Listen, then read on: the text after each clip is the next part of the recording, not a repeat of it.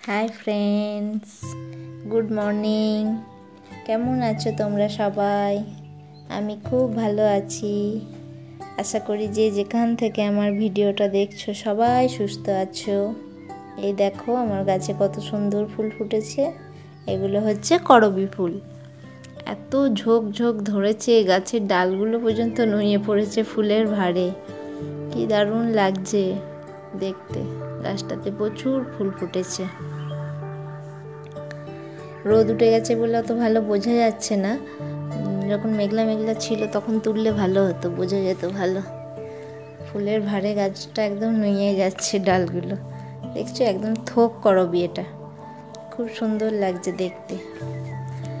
আর ওটার পাশেই আছে আর একটা একপাটি করবীও আছে, ওটা অত ভালো লাগে না। এটা থোক থোক হয়ে ফুটেছে তো সেই জন্য খুব ভালো লাগে।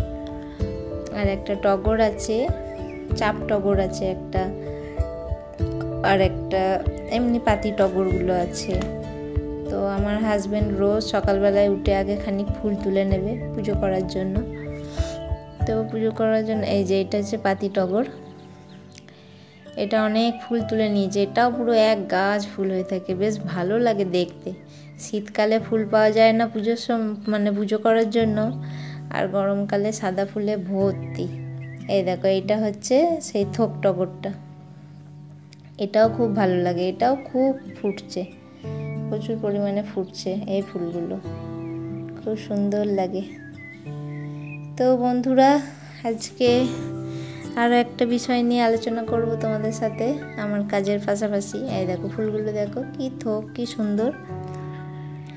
সেটা হলো কাজে এনার্জি আনার কটা টিপস দেবো, বেশি না কয়েকটা দেবো, তাহলেই কাজে এনার্জি আনার। এই টাইমটা দেখবে খুব মানে ঝিমুনি ঝিমুনি টাইপের পায়, পাকার তলায় বসলেও খুব মানে ঘুম ঘুম পায়। কাজে তো এনার্জি লাগেই না, একবার যদি বসে যাই একটু চান টান করে পাকার তলায় তো বাস।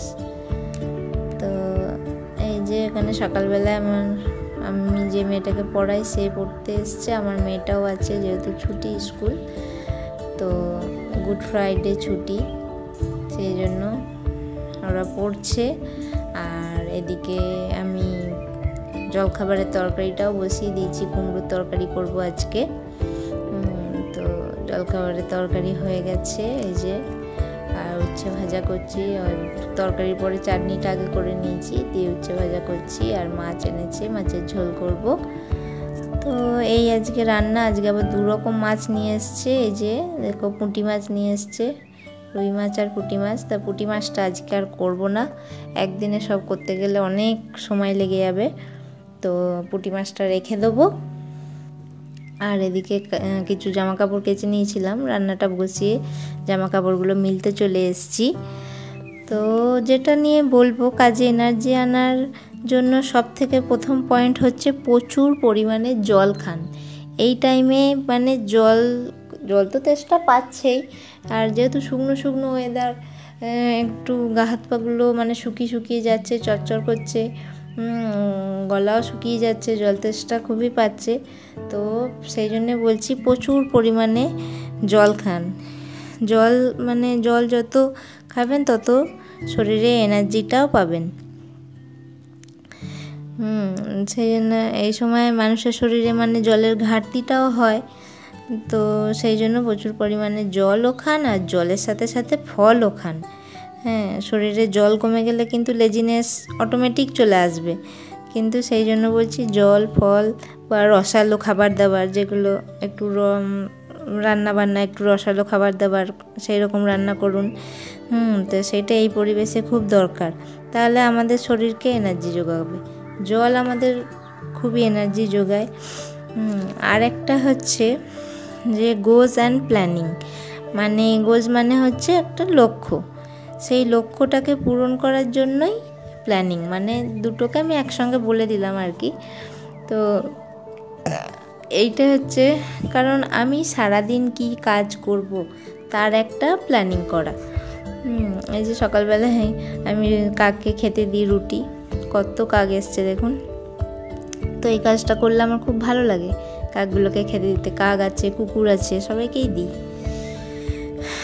তো সেই বলছিলাম ওই যে কাজ একটার পর একটা কাজের প্ল্যানিং করা, কাজ করলেই তো হলো না, স্টেপ বাই স্টেপ করতে হবে। সেটা নিজের মনের মধ্যেই সকালবেলায় ছক করে নিতে হবে যে কোনটার পর কোন কাজটা করব। তাহলে দেখবেন যে সকাল থেকে উঠে যে কাজগুলো করেন সেগুলো দুপুরের মধ্যেই কিন্তু শেষ হয়ে যাবে, যদি সেটা প্ল্যানিং করে করেন। আর নাহলে এলোমেলো করে করলে কিন্তু সেই এলোমেলো কাজই চলবে। সেই তো কাজ বলতে সেই কাপড় কাচা, বাসন মাজা, ঘর মোছা, সেই একই কাজ, কিন্তু সেই কাজগুলোর মধ্যেও একটু প্ল্যানিং করা দরকার।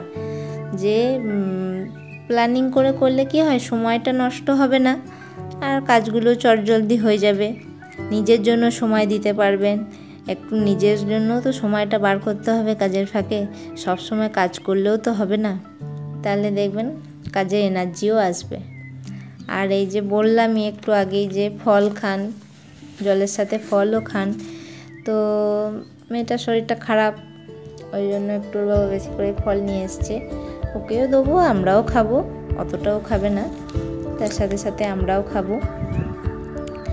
আর একটা পয়েন্ট যেটা বলবো সেটা হচ্ছে পজিটিভ এনভায়রনমেন্ট তৈরি করুন। যে কোনো কাজের জন্য দেখবেন পজিটিভ এনভায়রনমেন্ট থাকাটা খুব দরকার। বাড়িতে যদি মিছিমিছি বা টুকিটাকি কারণে অশান্তি হতে থাকে, খিটখিটে মেজাজ হয়ে যায়, তখন কিন্তু কোনো কাজেই এনার্জি পাওয়া যায় না।